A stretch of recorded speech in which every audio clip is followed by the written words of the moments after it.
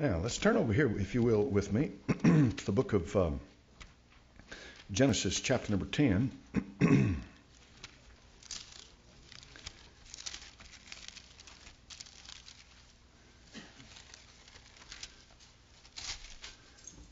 Paris Island was the first place I ever saw the ocean, and I was fascinated with it.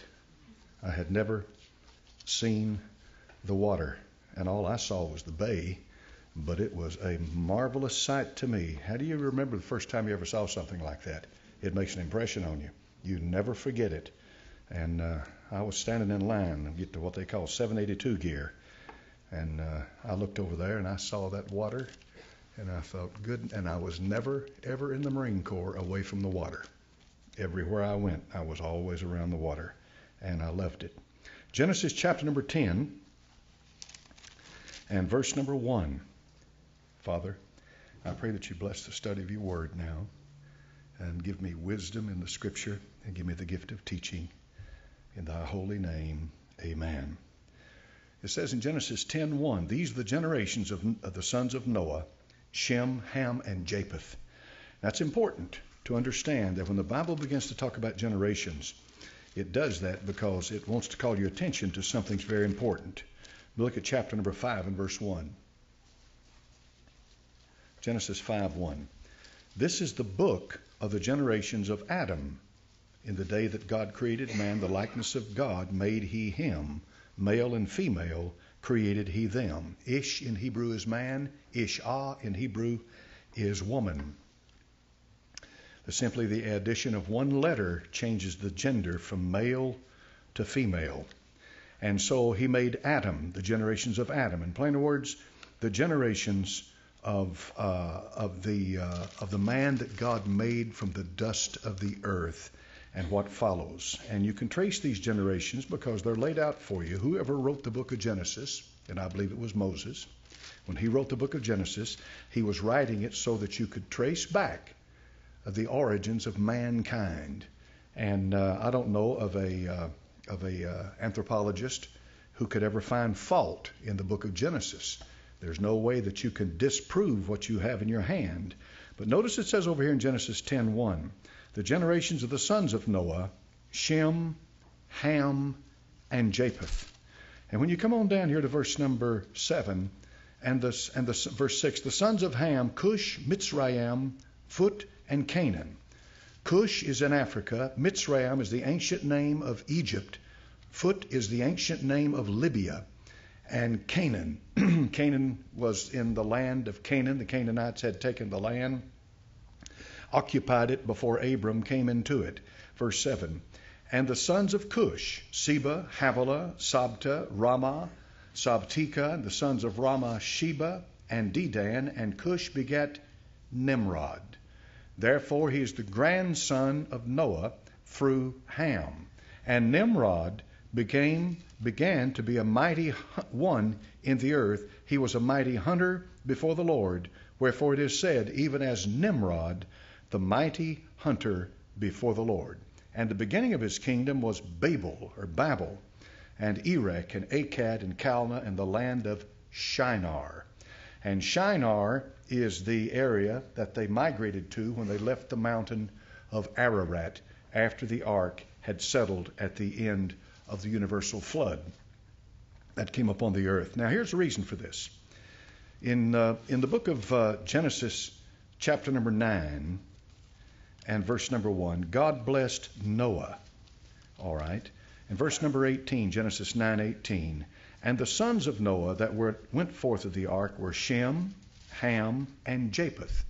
And every human being on the face of this earth will trace their genealogy, their lineage, either to Shem or Ham or Japheth.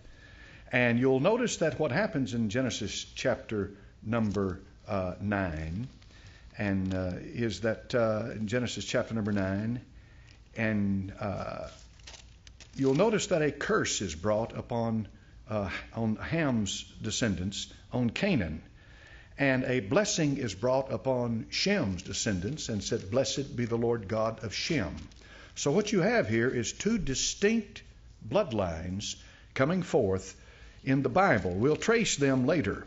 But this morning, I wanted to give you that. This morning, I want you to go back with me to last Sunday morning when we talked about the woolly mammoth and talked about the one that they found standing upright in the river. And then once that the water had thawed enough that it was carried on out into the ocean, and they found in the belly and in the mouth of that woolly mammoth, they found vegetation that could have only grown in a moderate climate, unlike the frozen area that this creature was found, dispelling the theory, the idea that the woolly mammoth only lived in a frozen vast area like the tundra or so forth. They have found many mammoths with vegetation in their stomach and in their mouth that has not rotted, but it was fast frozen. Fast frozen. It's very important to understand the difference. If the mammoth had died a death, the gradual death, then the food in the stomach would have rotted just along with the body, the physical body of the creature.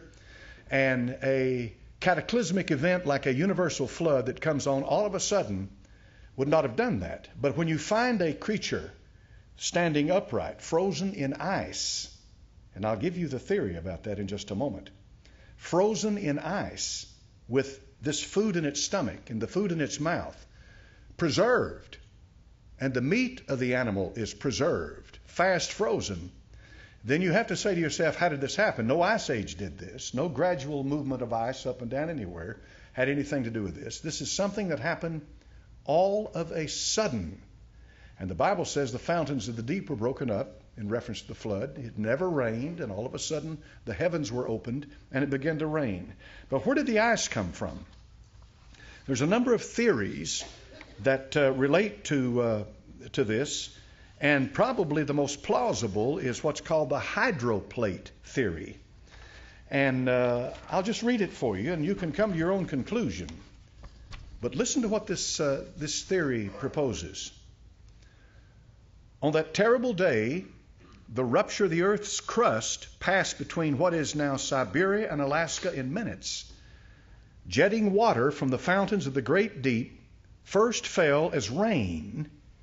During the next few hours, some of the accelerating and expanding subterranean water that went above the atmosphere, here we go, where the effective temperature is several hundred degrees below zero, froze and fell as hail.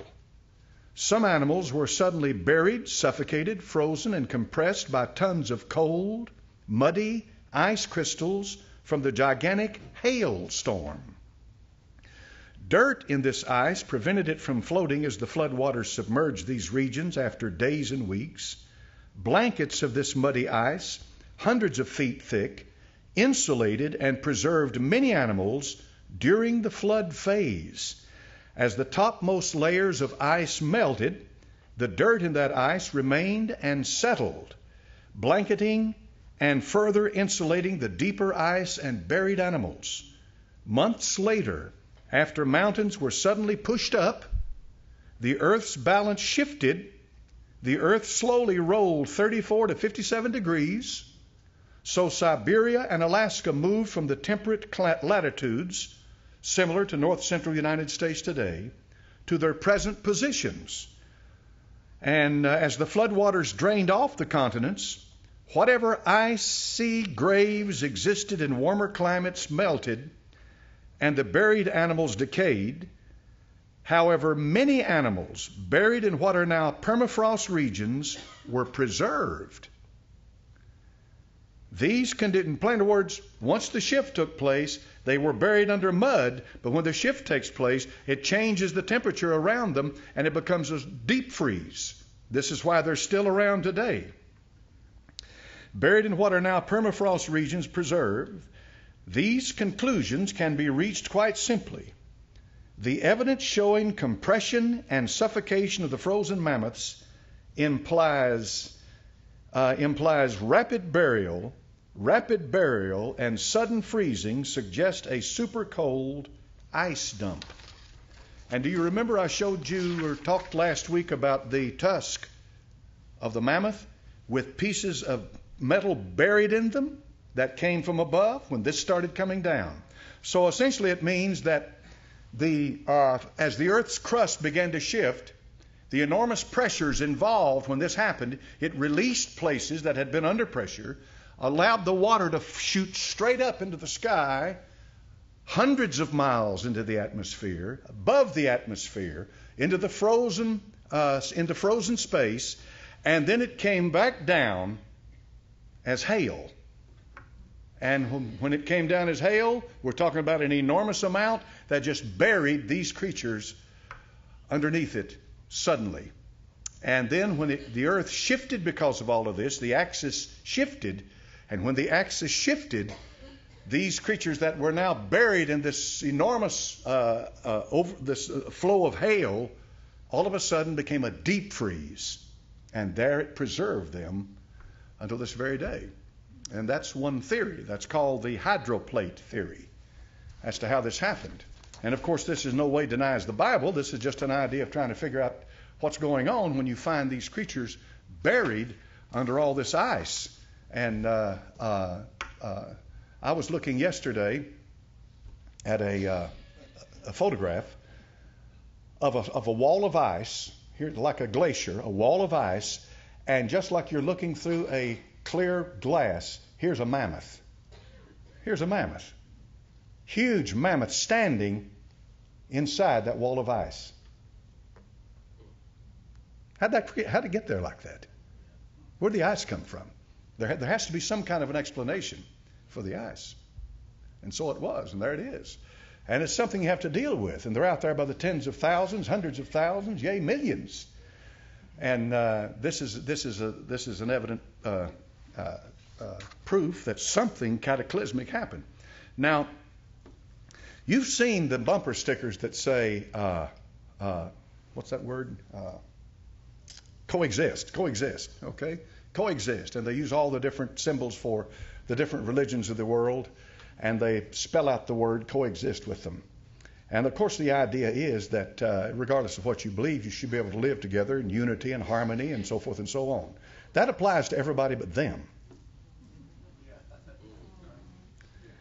A creation scientist files lawsuit against California University for discriminatory firing. A scientist has filed a lawsuit against California State University, Northridge, saying he was terminated from his job due to his religious views after he discovered soft tissue on a Triceratops fossil which supported his creationist views. That is strange.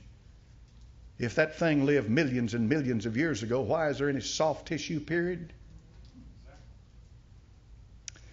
Mark Armitage, a former scientist at CSNU in Los Angeles, was terminated after he discovered supposedly the largest Triceratops horn ever unearthed at the Hell Creek Formation excavation site in Montana, according to attorney Brad Dacus of Pacific Justice Institute, who filed the lawsuit. Since some creationists, like Armitage, believe that the Triceratops bones are only 4,000 years old at most, Armitage's work vindicated his view that these dinosaurs roamed the planet relatively recently. States the complaint filed against the CSUN Board of Trustees in Los Angeles Superior Court, according to the CBS News. The scientist's findings, which indicate that dinosaurs roamed the earth only thousands of years in the past, rather than going extinct 60 million years ago, were published in 2013 in a peer-reviewed scientific journal, quote, terminating an employee because of their religious views as completely inappropriate and illegal. Notice how it becomes religious. If God comes into the picture, it is no longer scientific with these people. They've managed to make everything, they've split it right down the middle, and if you don't agree with our views, you're not scientific. If you believe in creationism, a creator, that's religion. And religion has no place in scientific journals. It has no place in education. That's an area of faith. That belongs in the church. See what they've done? They've confined it to the church house, shut the door, stay in there, believe whatever you want to. But if you want the real truth of what's happened, then you come to us and we'll explain what's going on. Now, it's quite a thing, because this is an organized effort to push anybody out of the field of academia if they don't agree with the party line of what's going on. And, of course, this man's suing, and I hope he wins. How many of you know who Dawkins is?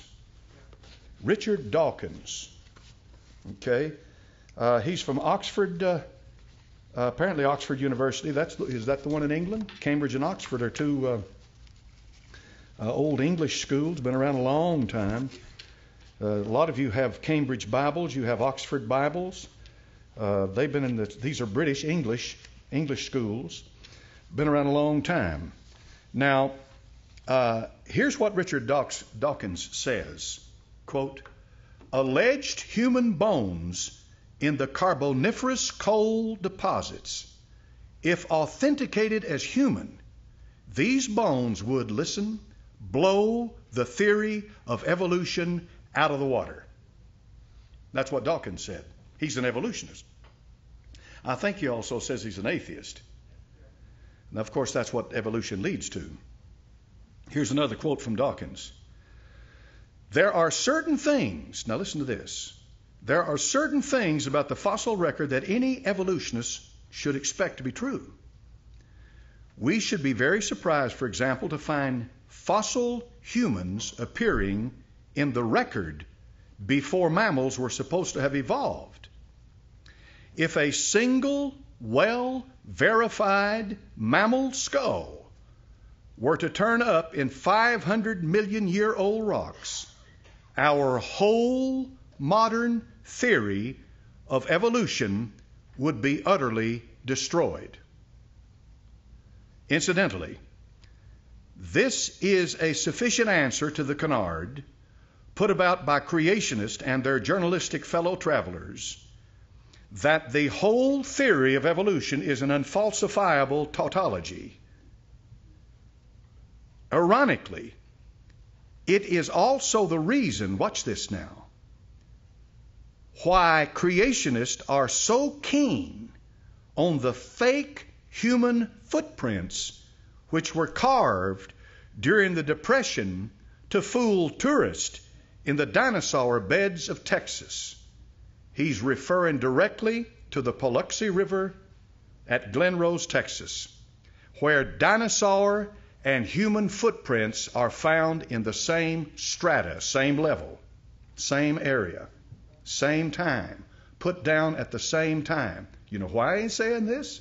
Because if what they are saying about Glen Rose, Texas is true, it blows the theory of evolution out the door. He knows that. So what do you do when you're presented with the evidence of all these footprints of human beings and dinosaurs in the same area? Oh, back in the Depression when nobody had a job, they got together and they carved all of this stuff so they could create a place for tourists to come and see. Bottom line is, since he can't deal with the evidence, he denigrates the evidence. That's what he does. Okay? Now, the material about Glen Rose, Texas would fill an encyclopedia. I mean, you can spend months on the internet reading all the information, looking at the photographs. But let me give you one thing, and you think about this yourself. Those tracks that were carved into this stone, those tracks lead right up to the dirt on the edge of the river. And if you pull back the top layer of the dirt, the tracks continue on. Does that sound like something somebody carved into the stone? Or is that something that's been there a long time? That's the difference. That's the mindset. Dawkins is smart enough to know that that is a pillar of his faith, and that if that can be eroded, then the whole mess is going to come tumbling down. And if it comes tumbling down and there is a creator God, then he must give an account to him. That's the problem. That's the ultimate problem, because they do not want a creator. Are there evidences around the world of men and dinosaurs living together? Well, they've found what's called Malachite man, bone of a Malachite man, same strata with dinosaurs. There are areas where there are huge deposits of dinosaurs that were, and why? Why do we have all of a sudden, we have these areas with huge concentrated deposits of dinosaurs? Why? Because of a cataclysmic event that buried them and put them where they are. And God said the rocks would cry out. The Lord Jesus said that. 2,000, they are. They're crying out. And on it goes. I mean, you can spend all day up here trying to give out information that deals with that. But I simply want to present to you what's going on. If you dare, now see, I don't work for a university, so it's a non-issue with me. I'm just a little preacher down here on Woodrow Drive. But if you dare, if you're a professor in university, if you're a professor in college somewhere, and you're teaching a class, and you dare to question the status quo when it comes to this theory of evolution, you'll find out how they'll coexist with you. You'll find out how the progressive liberal, how tolerant that progressive liberal is. He'll kill you. You'd better never trust a progressive liberal. They'll lie, they'll cut your throat, they'll do whatever they need to push their agenda. They're no more interested in the truth. They are blinded to the truth. They won't even consider an alternative situation. They try to get it into the training of intelligent design. Now that's good. That's a good term. What does that mean? Well, intelligent design means that this is an alternative to evolution. That there's an intelligent design going on in bringing this stuff into being. See? And of course, if you believe in intelligent design, then he's got to be smart, right? How smart's God? That's your intelligent designer right there. So they butt heads. And they're not going to give. It's just like that, head on. And you got to deal with it. And so I would suggest that anything you can get your hands on, if you can give it to your kids as they're coming up through the school system, try to answer their questions and try to show them that you are not intimidated one bit by anything that this anthropology class teaches, the history class teaches, archaeology teaches, or anything else. Anything else. You're not intimidated one bit by anything that they've got to say, because the truth will come out and you can deal with the issue. Don't ever deny that dinosaurs lived. I've heard preachers try to get up and deny it. You're butting your head against the wall. They lived. And a dinosaur is a creature. The word means terrible lizard, by the way. That's what it means. They're like they grow as long as they live. And if you go back into the record and ask them, if you ever have the opportunity, ask them. Ask these people who believe in the evolutionary theory, ask them this simple question. Why is it that we find huge dinosaurs show up, we've got their bones, but we have absolutely not one single transitional dinosaur leading up to that huge dinosaur? There should be millions of them. There are millions of human bones. There are millions of monkey bones. But there are no steps in between where the man was evolving, and there should be millions of them. Yet they can't find a single one. Not a one, folks. Not a single one. And, of course, the idea is that over a long, protracted period of time, that these creatures evolved into a more complex. But when Crick and that other fellow with him back in the 50s discovered DNA, they opened the door, Pandora's box, to evolution. They really did. That double spiral helix, they're just now beginning to realize how the code that is in that, and it's code. It's like a computer code.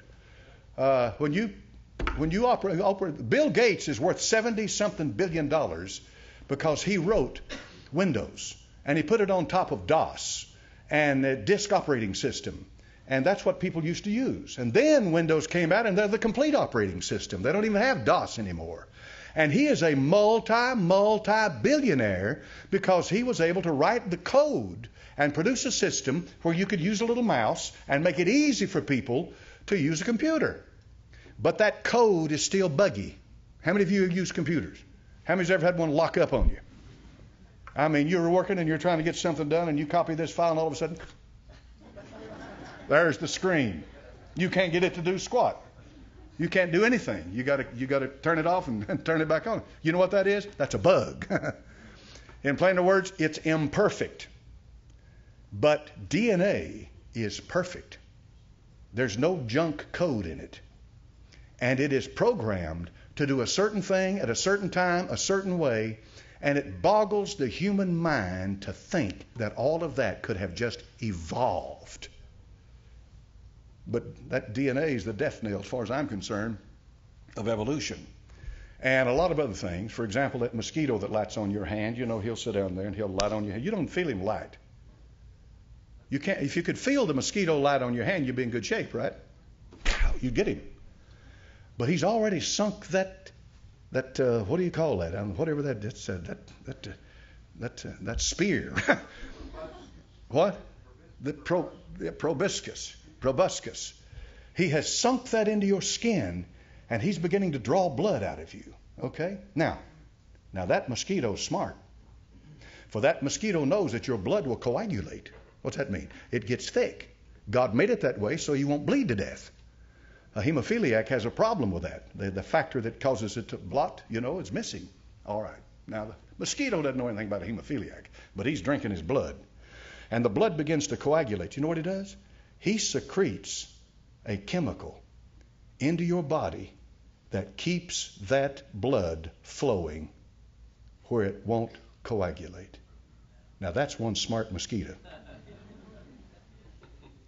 Now, if you think that mosquito thought that up, you're ready for the funny farm. All right, you say, well, the mosquito didn't do it, Mother Nature did. Who is Mother Nature? Floor's open. You tell me who Mother Nature is. There's not an evolutionist on the face of the earth that can answer that question. They can't tell you what that intelligence is that does that. Yes, sir. I've heard it when they leave, in other words. They leave something there that stops that blood from flowing. There's no blood will come out where it's from your... They want to save it for the next mosquito, right? I mean, keep this big thing full of all this blood and without bleeding to death. Here, boys, come on over. I'm finished. Now you come in behind me. But you can smack one of them and blood will be all in that mosquito. Oh, absolutely. Oh, yeah. When it leaves you, Oh, yeah. you don't bleed. It's like a tick. That thing latches onto you. It's after one thing, your blood. Yes, sir. Crick, the guy who discovered the DNA chain, it was so, he felt exactly like you about how it's impossible for that to simply have happened. Right. He developed, along with another guy who he was doing research with, the idea of aliens coming. Okay, yeah. Transpermia, that idea, yeah. Sure. Oh, yeah. Well, anything but God. Anything but God. Yeah. I mean, that's what he's talking about here is that, well, there's something going on here that there's no way evolution could have done this. So an intelligent being had to be involved in this. And so now, since I'm not going to accept the God of the Bible because he's going to tell me how to live, it had to be some kind of an alien come up. An alien spirit came in. And that's where the idea of transpermia. Transpermia means seed in Greek. Spermatozoa is the seed of life. And so this creature up here brought that seed down and implanted it, and here's where we came from. Actually, we're the work of aliens. And this is why they're visiting with us all the time, and they're coming down and they're abducting women, and they're taking them on board their spacecraft, and they're examining the women, and some of the women come off the spacecraft pregnant, and they have children later on, this and that and so forth. Some of the wildest stuff you ever heard of in your life. But people with PhDs will believe that before they'll believe the Bible. They will. So you're faced with a dilemma. Either we got brilliant mosquitoes,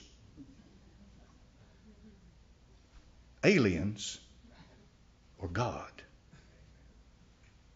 So you have to make your choice.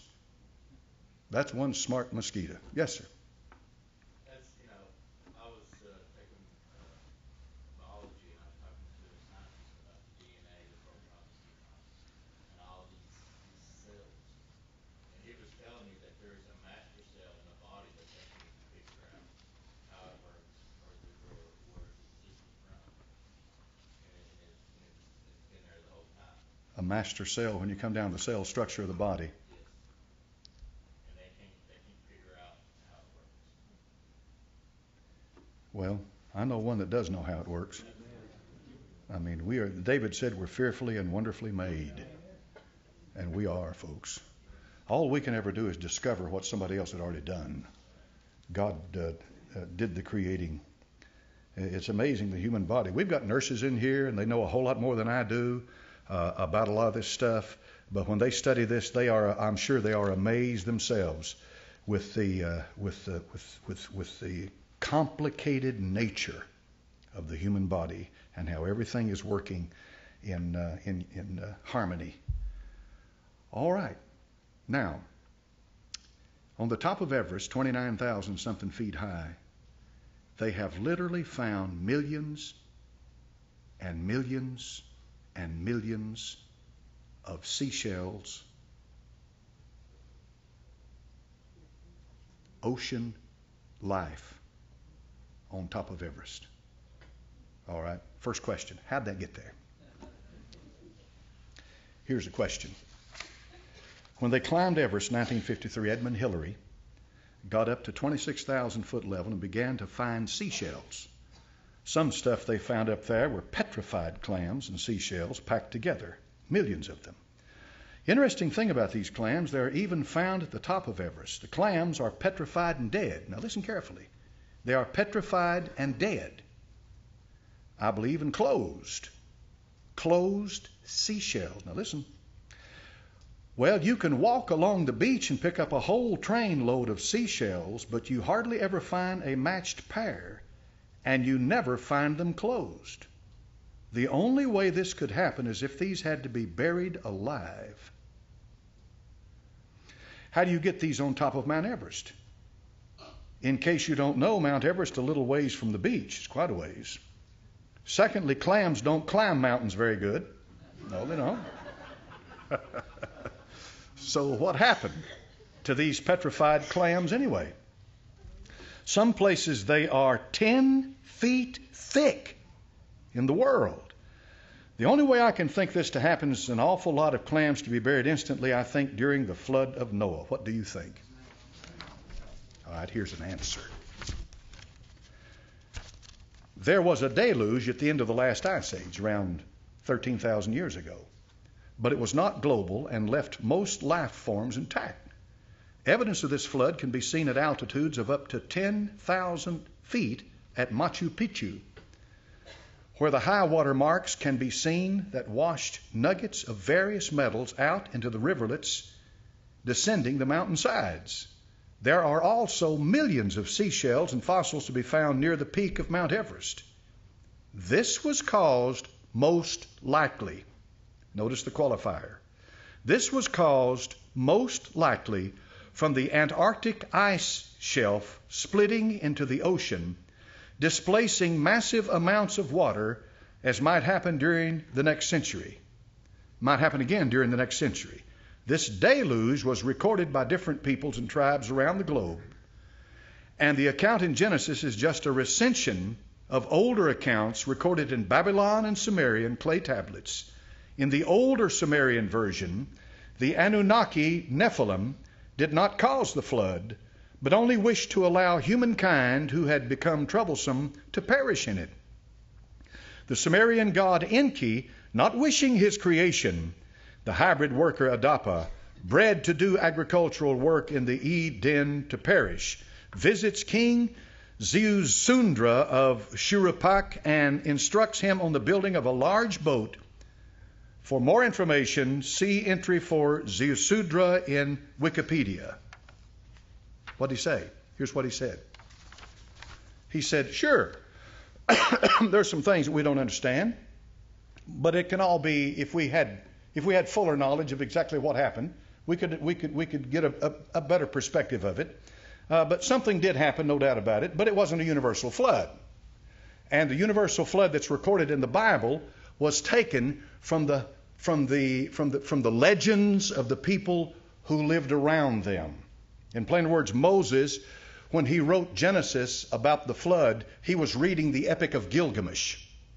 which is a Babylonian epic of Gilgamesh, by the way, who was about 23 feet tall, Gilgamesh. The epic of Gilgamesh about a boat and people being saved from a flood in a boat, it has elements of the truth, but it is not the whole truth. The whole truth is the Word of God. The very fact that the Babylonians have a legend about a flood and about a boat, to me, supports the authority of the Word of God.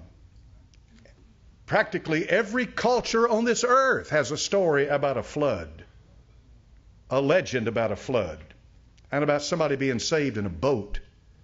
All over the earth. Where'd that come from? It could have only come from the fact something happened. And these people handed this information down, passed it on down from generation to generation. This is why it says in Romans 9, God gave the oracles of God to the Jew. He gave the truth to them to preserve the truth not only of salvation through Christ, but of origins, of creation, and everything else that the Scripture would have you know, through the Jewish people. But here's the thing. They don't deny that there was a flood. What they try to do is just make it a local flood, connect it with the Ice Age if possible, some other way to explain it away. And there's no way you can explain away the fact that you've got millions of seashells on top of Everest. How'd they get there? And he didn't address the issue of the clam. Petrified clams with their closed like this instead of open. When the clam dies, it opens. These clams were shut, meaning that they were just literally inundated, submerged, pushed down all of a sudden. And that's what happened. I've always wondered how long it took the water to cover Everest. It rained for 40 days, but it didn't take 40 days to cover the mountains. It didn't take that long. There's no way I can know exactly how long it took. But I think it was fast. I think it was probably a lot faster than we think. I think that water rose, it just came up, and there was nowhere for them to go. With the water coming down, it rained, and the water coming up from the deep, the crust of the earth beginning to break. And I'd like to show you one of the theories about the crust of the earth, about the plates of the earth, and about the movement of these plates, and how that when they came together, they literally forced up the Rocky Mountains and forced up the Smoky Mountains and the other mountain ranges. In other words, the mountain ranges just came out of nowhere practically by the enormous pressure that forced them up. And so we'll look at that a little bit in the future. Here's a tree that is, I love this one. Here's a tree that goes through all this strata. In plainer words, all of these millennium of laying down one strata on top of another strata on top of another strata. Here's this tree standing upright in the midst of all of it. It didn't belong there, you see. And the reason the tree doesn't belong there is because their idea of what's going on doesn't belong. They have missed it completely. Squeezed and compressed and pressure cooked hard and fast. Entire jungles swallowed by water, rock, and earth became the black mush we call oil and coal deposits. You don't hear much about that because we think that, well, all of a sudden it started raining. And when the rain started coming down, people thought, good night, there's a flood coming. I mean, here's the river and the creeks and everything is starting to overflow their banks. And so 2 or 3 weeks later, here's the rain still coming down and the water's gradually rising like a rainstorm. But the flood was anything but that. It was an enormous cataclysm on this earth that literally shifted continents and plates. Pressures that released and formed, shooting enormous shoots of water up into the atmosphere, way above the atmosphere, frozen and coming down again on top of these creatures and sealing them in time while they're alive, fast frozen, with food in their stomach and food in their mouths. And it's something that just absolutely defies explanation outside of a universal flood, which I believe. I hope you do too, because I have no problem believing in a universal flood. About 3000 BC, now this is what usually, the way it's usually presented, about 3000 BC, the cultures of the world all of a sudden come into existence. Archbishop Usher gave a chronology of the earth and of mankind on it and put the creation at 4,000 BC. All right? 4,000 BC. And so here we are at 2,000 roughly AD. So how many years would that be? 6,000. He set the age of the flood at somewhere between 23 and 2400 BC. All right? The flood at 2300, 2400 BC. There's no way to be exact. Some of these dates, when you get into dates, I don't put a lot of effort into try to prove 5 years here or 10 years there or this or that. What's the point? I believe the flood came. I believe it came. It's called the antediluvian. That's before the deluge, the antediluvian world. It came when God sent it. And I don't have any reason to doubt Archbishop Usher's chronology, which puts it at 4000 BC when Adam was made, and the flood came somewhere 2300, 2400 BC. Abraham showed up about 1900 BC. Job was written about 1900 BC. And the book of Job makes direct reference to a flood that covers the earth, fresh in the minds of the people. And then Moses shows up about 1400 BC, and he's the one who wrote the Pentateuch. The first kingdom, the first real Jewish kingdom after Saul was David. That was 1000 BC. 586 BC, the southern two tribes of Israel, Benjamin and Judah, were carried off into Babylonian captivity. 722 BC, the 10 northern tribes of Israel were carried off into Assyrian captivity. All right, they were carried off. And these are dates that I memorize in my mind, and I keep them in my head. But if somebody comes along and says, well, Moses wrote the Pentateuch 1500 BC, I'm not going to argue with you. What's the point? You believe Moses wrote it. I believe Moses wrote it. There's a 100-year disparity between our dates. There's no point in arguing. So I'm not going to argue about the date of the flood, 2300, 2400 BC, somewhere in there. That's not an issue with me. It happened. It happened. All right. So I give you a figure of 3000 BC. 3000 BC, they say that all of a sudden, that these cultures begin to arise, that they come up, that all of a sudden here they are. In plain words, you can't find any kind of a gradual buildup to a culture. You got a Babylonian culture. Here it is. You remember I told you that the valley of Mesopotamia, and the word Mesopotamia means land between the rivers. It's called the cradle of civilization. It's where they're cutting the heads off of little babies right now, where those murdering Muslims are, where they're crucifying Christians. They're taking Christians and they're laying them on the ground and running over them with their bulldozers. The atrocity that they're committing is unbelievable. And it's happening around the area of Babylon, Nineveh, these ancient cities that are in what's called the cradle of civilization. The land between the Tigris and Euphrates River is the Mesopotamia. That's what the word Mesopotamia means, land between the rivers. Tigris and Euphrates, the land between it is the cradle of civilization. It's where everything just showed up. Showed up, see? Showed up. That's important. Language just shows up. Shows up. You don't find where they've got a little letter here and then this and this and this and this, gradually going. Linguists, these men who spend their lives studying the origins of languages, many of these linguists, especially those who are not evolutionists, say it just showed up. These languages just bang, all of a sudden they pop up. All right. We have Nimrod in the Tower of Babel, right? Genesis chapter number 10. What happened at the Tower of Babel? Genesis 10. All right, so what happened? What does that mean then before that? That means that men had, exactly, they had one language. They had one language. Now you can argue till you're blue in the face about what that language was. I believe it was Hebrew.